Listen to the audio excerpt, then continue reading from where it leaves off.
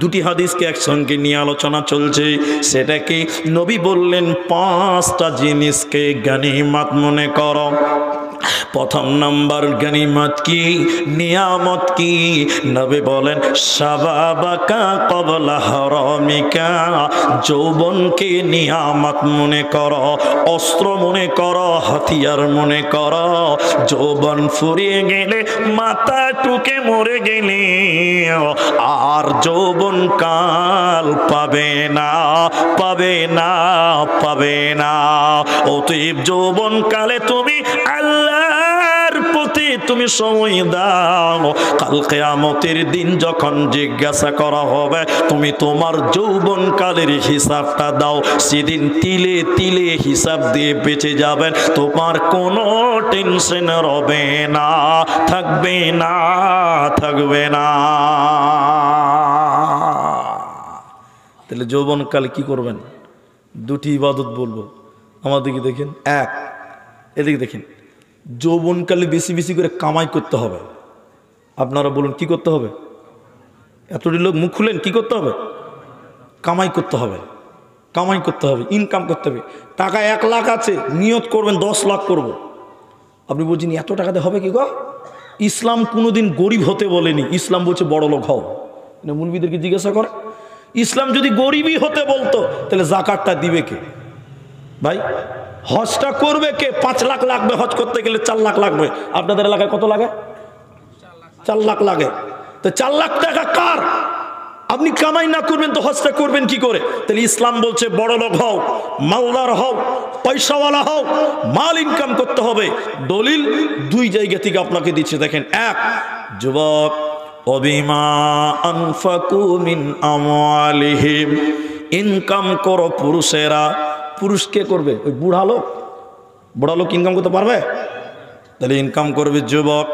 আর এক জায়গা থেকে দলিল দিব, তাহলে শুনে নাও। ইনকাম করো যৌবন কাল, রোডে টাউনে মরিচ কেটে রাজমিস্ত্রি করে হোক, যে কোনো পথে হালাল পথে অবলম্বন করে তোমাকে মাল কামাই করতে হবে। যৌবনকালে কামাই করা একটা ইবাদত। আমার কথা আপনারা বুঝতে পারছেন তো? এই যে মসজিদটা জুমা মসজিদের জালসা, এটা উদাহরণ দিচ্ছে, হাদিসে নাই, কোরআনেও নাই, তাফসীরেও নাই। এটা আমার ব্যক্তিগত কথা আমি বলছি। এই গ্রামের একদিন 82 বছরের বয়োবৃদ্ধ, 82 বছর বয়স। কত বছর বললাম? দুপুরে 11টার সময় ভাত খেয়েছি। বুড়া মানুষ তো, জোহরে যে আজান দিয়েছে, বুড়া লাঠিতে করে ঢক ঢক করতে করতে করতে করতে মসজিদ চলে গেছে। ও ভাত খেয়ে মসজিদে গেছে কেন জানেন? ও নিয়ত করেছে যে আর জোহরের নামাজ পড়ে বাড়ি যাব না, একদম আসরের নামাজ পড়ে তারপর বাড়ি যাব। ভালো করে বুঝেন কথাটা। জোহরের নামাজের পর বুড়া মসজিদের এক কানাতে বসেছে, এদিকে দেখেন, শুরু করেছে সুবহানাল্লাহ, আলহামদুলিল্লাহ, আল্লাহু আকবার, লা ইলাহা ইল্লাল্লাহ, জিকির আজগার করছে, তাসবিহ তাহলিল করছে। ভালো করে বুঝেন কথাটা। আমার সমান একজন 30 বছরের যুবক বুড়ার দিকে এরকম দেখে বলছে যে হবে, বুড়া তো নেকি লুটে নিলে বে, ও বুড়া শালা বাড়ি যাবে না নাকি বা? ও তো 2 হাতে তসবিহ গুনছে রে। তো না, আমার মতন যুবক ছেলে বলছে দেখছি আমি 5G স্পিডে চালাবো এবার। এবার আমার মতন একটা যুবক ছেলে মসজিদের আরেক কানাতে বসেছে, বলছে সুবহানাল্লাহ, আলহামদুলিল্লাহ, বন্দে ভারত চলছে একদম 5G স্পিডে। বুড়া খালি টেনা চোখে দেখছে, কি করবে বুড়া মানুষ, ও তো জওয়ান মানুষ। এই যুবক ছেলে সুবহানাল্লাহ আলহামদুলিল্লাহ করতে করতে ইও আসর ঠেকিয়ে দিয়ে আসরে নামাজ পড়ে বাড়ি গেল। আপনাদের জিজ্ঞাসা করছি, উত্তরটা দেন। বুড়া মানুষ সুবহানাল্লাহ আলহামদুলিল্লাহ আল্লাহ বলছে, নেকি পাবে কি পাবে না? সবাই বলুন পাবে। আর আমার মতন যুবক একটা চ্যাংড়া ছেলে, ও এরকম সুবহানাল্লাহ আলহামদুলিল্লাহ, নেকি পাবে? পাবে না, পাবে না। কেন পাবে না?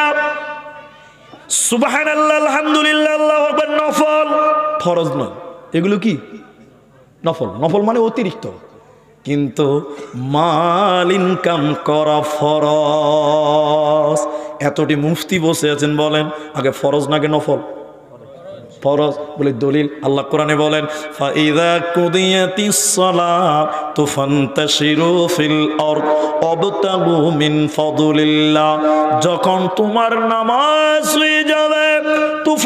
ফাসিরু ফিল আরদ, জমিনে বেরিয়ে যাও, ওয়াবতাগু মিন ফাদলিল্লাহ, আল্লাহর রিজিক, আল্লাহর ফদল তোমরা অন্বেষণ করো।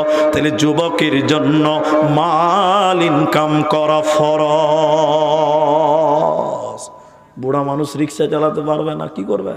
তো ওনার ফরজ দরকার নাই, মসজিদে বসে যেটুকু পারে নফল করবে, সুবহানাল্লাহ আলহামদুলিল্লাহ। তিনি যুবকের প্রথম নম্বর ইবাদত হলো হালাল রুজি তল্লাশ করা। কিছু মনে নেবেন না, কিছু কিছু জায়গাতে কিছু ঢিলা লোক আছে, ঢিলা ঢিলা অলস আছে না, একদিন কামাই করে 3 দিন বসে বসে খাবে, তারপরে আবার কামাই করতে যায়, এরকম লোক নাই আপনার দিকে? ওই একদিন রাজমিস্ত্রি করেছে, 500 টাকা পেয়েছে, ওই 500 শেষ না হওয়া পর্যন্ত কাজে যায় না, এরকম মাল আছে না নাই? বহুত আছে, বহুত না কম, বহুত আছে।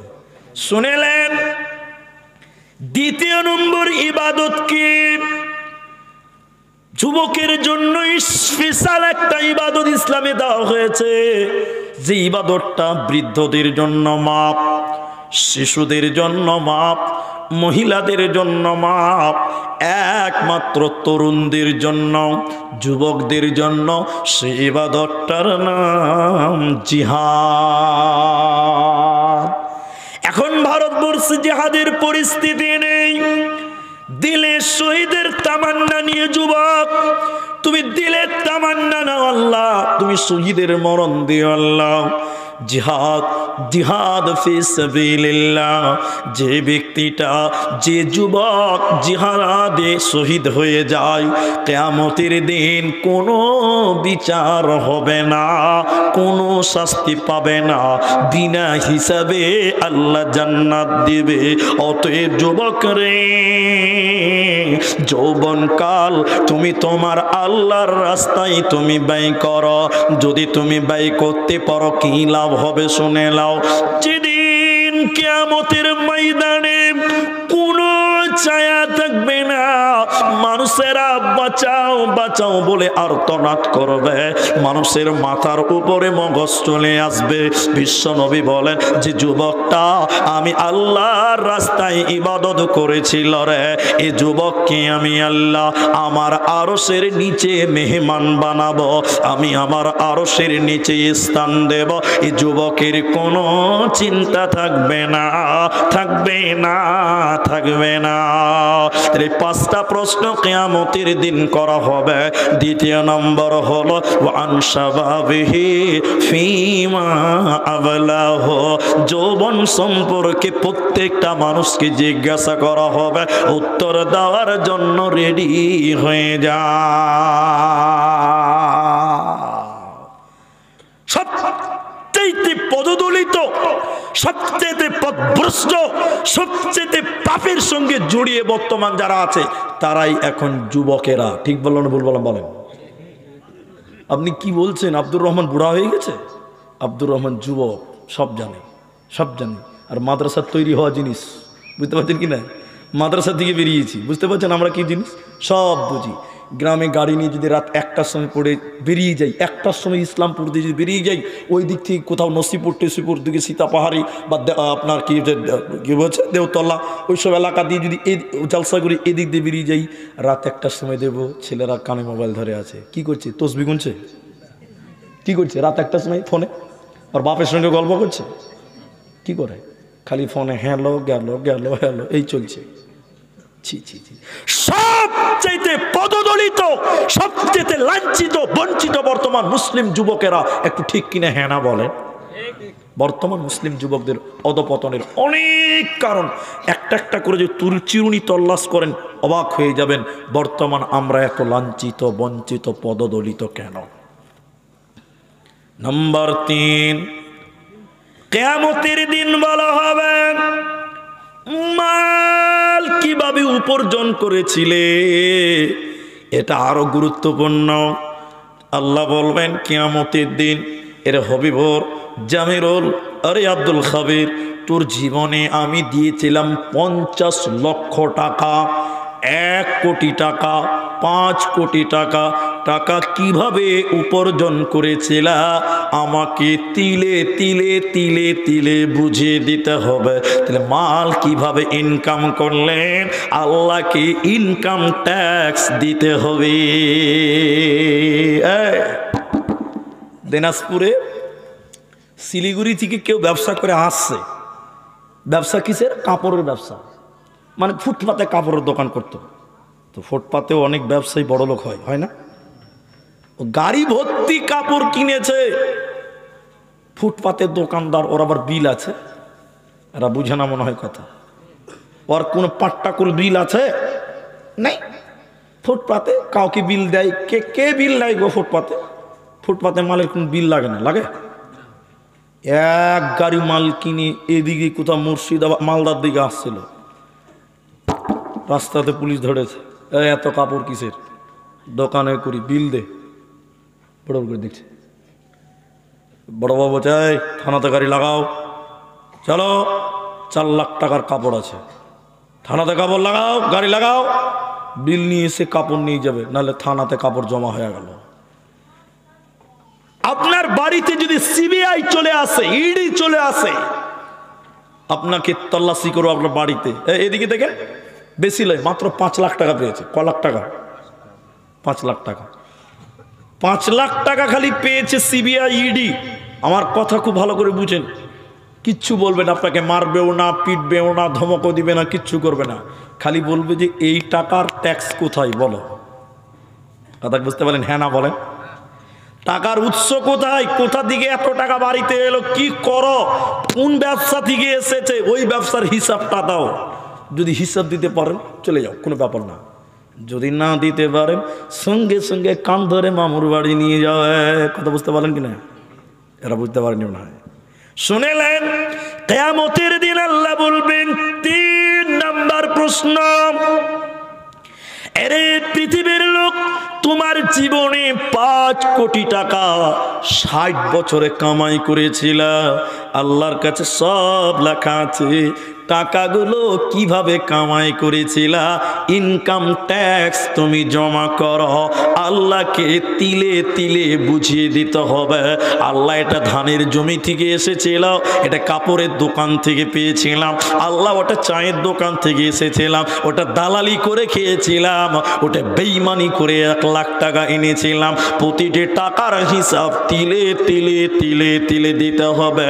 এই জন্য নবী আফসোস করে বলেন, আল্লাহ নবী বলছেন, শোনো, ইয়াতি আলান্নাসি জামান, এমন একটা জামানা আসবে রে, মানুষেরা তাওয়াক্কা করবে না, মানুষেরা পারওয়া করবে না যে টাকা কিভাবে কামাই করলো, কেউ চিন্তা ভাবনা করবে না। হালাল না হারাম, সঠিক পন্থায় না বেঈমানি করে এলো, টাকা যে মূল্যে যেভাবে আসু গ্রহণ করবে, কেউ তাওয়াক্কা করবে না। আল্লাহর নবী বলছেন, এ মালের কারণে কিয়ামতের দিন তোমাকে টেনে হিচড়ে জাহান্নাম দেওয়া হবে, তোমার উপায় রবে না, থাকবে না, বাঁচবে না। আর একটু দেখেন আমার দিকে, 4 নম্বর প্রশ্নটা এক্ষুনি বলে দিব, কারণ দুটাকে অ্যাপ্রোচ করতে হবে, দুটাকে মিলাতে হবে। 4 নম্বর কি? মাল কিভাবে খরচা করেছ, কামাই করেছো একটা দিক গেল। 4 নম্বর কি প্রশ্ন? কিভাবে খরচ করেছিলা? তুমি তো 5 কোটি টাকার মালিক ছিলে, খরচ কিভাবে করেছো সেটাও বলো। এদিকে দেখেন, আমার দিকে দেখেন, টাকা আমার, যা ইচ্ছা তা করব, চলবে? বলুন। ওই যে তখন শুরুতে একটা কথা গোপন করে রেখেছি, আল্লাহ মানুষকে 2টি জিনিস দিয়েছে বলেছে। কটা? সবাই বলুন।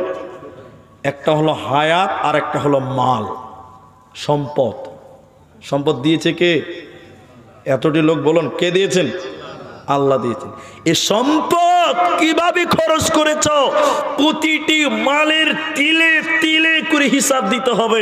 এই ব্যাপারে আপনি 5-10টা মিনিট টাইম আমাকে দেন, আপনাকে বিতাফসিল আপনাকে বুঝিয়ে দিব। যেমন এদিকে দেখেন, তোমার জীবনে ছিল 2 লক্ষ টাকা মাসে কামাই, বছরে একটা যাকাত দিতে হতো, এই কিয়ামতের দিন ফেরেশতারা কলার ধরে বলবে যাকাত, এই যাকাত, যাকাত, যাকাতের হিসাব নাই, ফেসে গেলেন, যাকাত দিলেন না। এলাকাতে এতিম মিসকিন ছিল, ওদের হক আপনি দেননি ঈদের দিন। আল্লাহ বলবেন মালটা খরচ হয়নি, ফেসে গেলেন। এজন্য শুনেলেন কিয়ামতের দিন 4 নাম্বার যে প্রশ্নটা করা হবে, মাল কিভাবে ইনকাম করেছ আর কিভাবে খরচ করেছ, এই দুটি প্রশ্ন কিয়ামতের দিন তিলে তিলে আল্লাহকে বুঝিয়ে দিতে হবে। একটা টাকা পর্যন্ত গোপন করা যাবে না। আমার দিকে দেখেন ভাইজান, কষ্ট পাবেন না। মনে করলেন ফেরেশতা তো আপনাকে ধরেছে কিয়ামতের দিন। ফেরেশতা, এই আব্দুর রহমান, এই হবিবুল, বলো টাকা তো মেলাই ছিল, তুই কি খরচ করেছিল, কোন পথে করেছো বলো দেখি, একটু শুনি। আল্লাহ বলছেন, তাহলে আপনি বলছেন ইসলামপুর উত্তরপাড়া জালসাতে দিয়েছিলাম 10,000 টাকা। আল্লাহ বলছে ঠিক আছে। ইসলামপুর মার্কাজে জালসাতে দিয়েছিলাম 50,000 টাকা। আল্লাহ বলছে ভালো করেছো। তারপরে ইসলামপুরে দক্ষিণ পাড়া ওয়াক্তে মসজিদে দিয়েছিলাম 3,000 টাকা। ওয়াক্তে মসজিদ ঠিক আছে। এটা এতিম কাঁদছে, ঈদের দিন দিলাম 1,000 টাকা, কাপড় চোপড় কিনবে, বাস। এটা বিধবা, বাড়িতে চাল ছিল না, 1 বস্তা চাল দিয়েছিলাম। আল্লাহ বলছে খুব ভালো, খুব ভালো।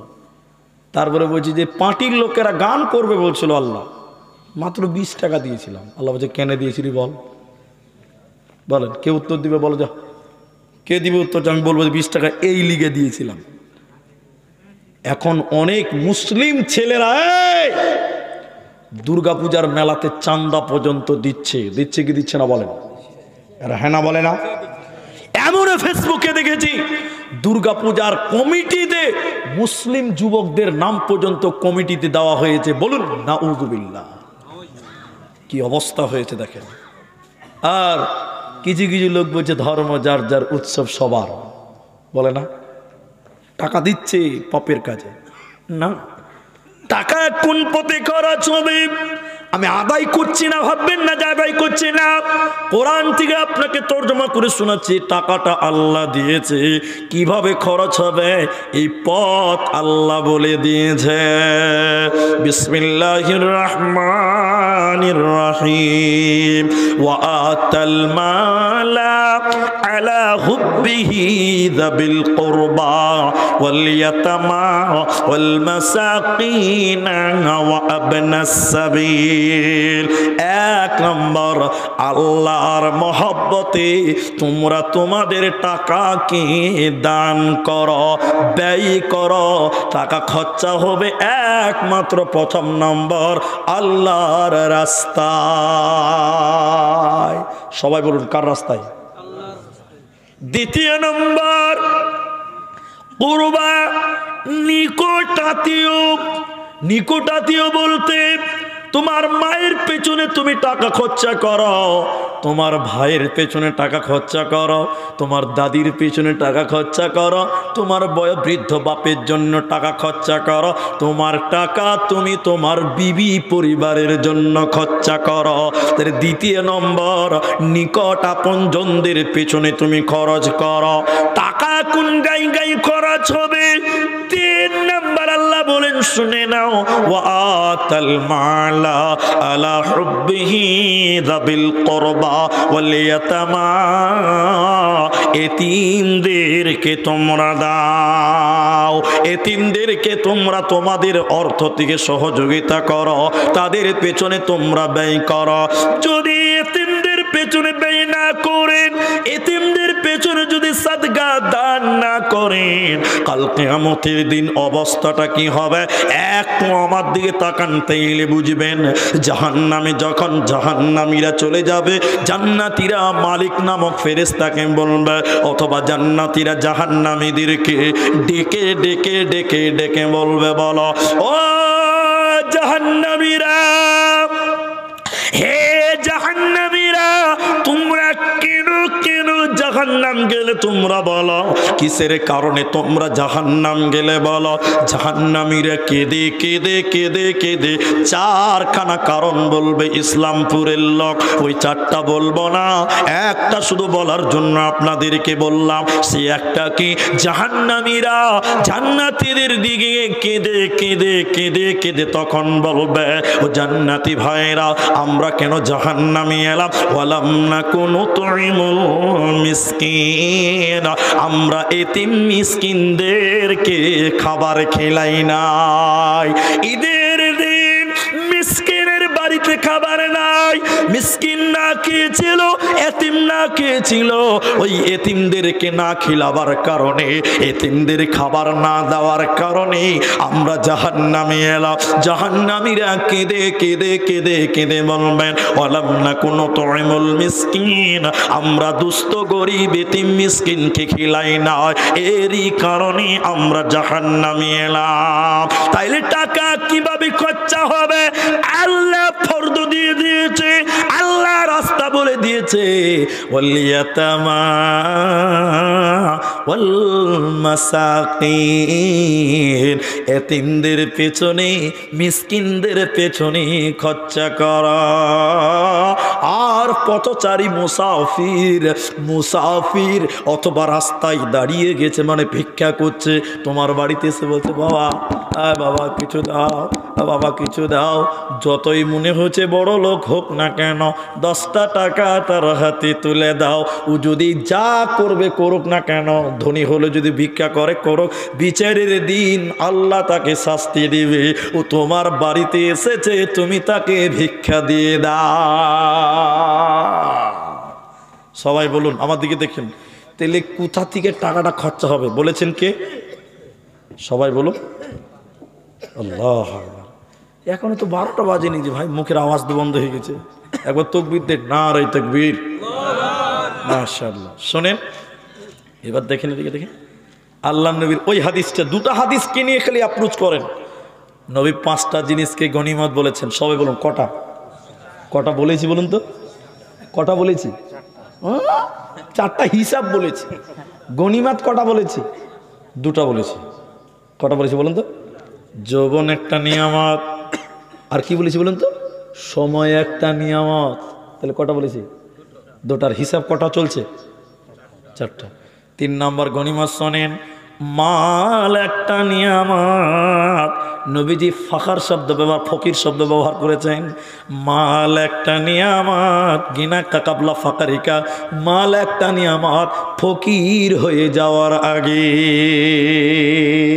আল্লাহ যে রাস্তাটা বলেছেন, আপনারা 5 মিনিট টাইম আমার দিকে তাকান, এদিকে দেখবেন, অন্য দিকে তাকাবেন না, তাহলে বুঝতে পারবেন।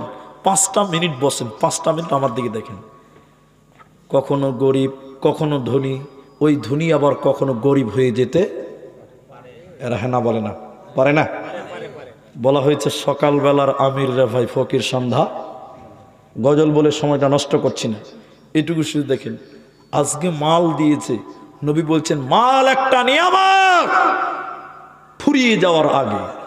অনেক পয়সাওয়ালা ভিখারি হয়ে গেছে, এরকম ইতিহাস আছে না? নাই? এটা বাস্তব নয়, এটা মনে করলেন উপন্যাস, পৃথিবীতে ঘটেনি। আমি বুঝার জন্য বলছি।